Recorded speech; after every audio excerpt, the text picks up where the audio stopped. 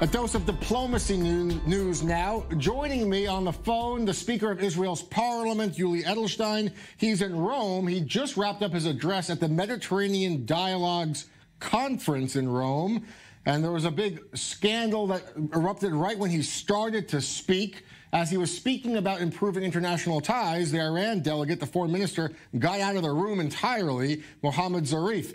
Yuli Edelstein, thank you so much for being with us. I want to ask about the event that happened just a few minutes ago. Zarif not only got up out of the room when you began speaking, Mohammad Zarif left the hotel and conference center entirely. Sir, can I get your thoughts about that?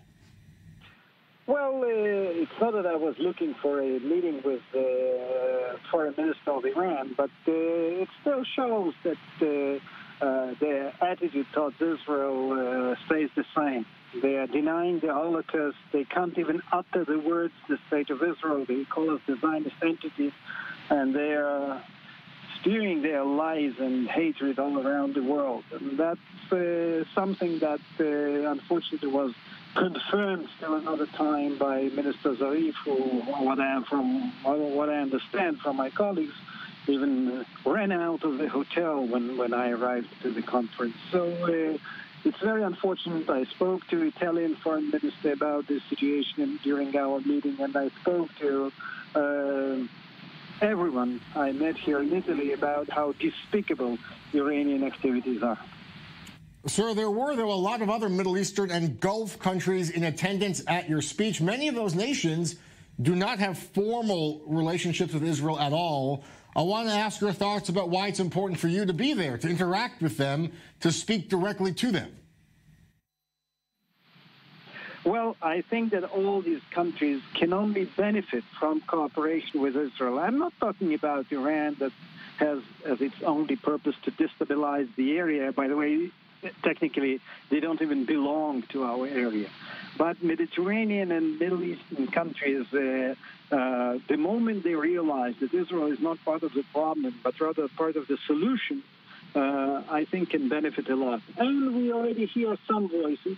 For example, Foreign Minister of Oman spoke quite openly at this conference about cooperation with Israel, dialogue with Israel, as he called it, and called upon other countries to join their efforts in the dialogue with Israel. And I think that it was a very positive voice. And we have to continue participating in these forums. We have to talk to Gulf countries and other Arab countries that are prepared to this or that extent to change their attitude and their policy towards Israel.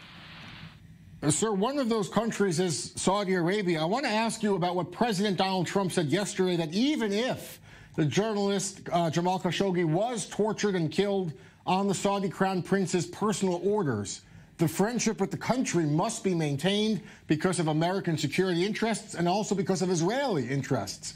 But I want to ask you, given your background as a prisoner, someone who suffered horrific abuse, what are your thoughts on that dynamic, the human rights versus national security balance? Well, I think, first of all, even with my personal experience, that human rights are very important in every country.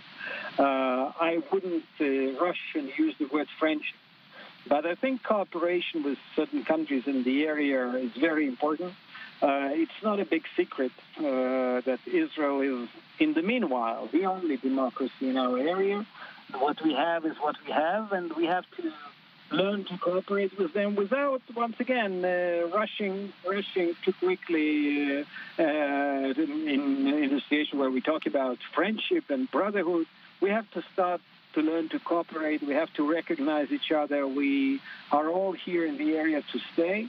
And this is, I think, the only answer. By the way, when cooperation with Israel develops and life becomes better in some of these countries, this is not exactly the case of Saudi Arabia. They are well off enough. But in some other countries, I'm sure that there will be also internal changes when there's free trade and open market for business and other things that at this stage we can only dream about.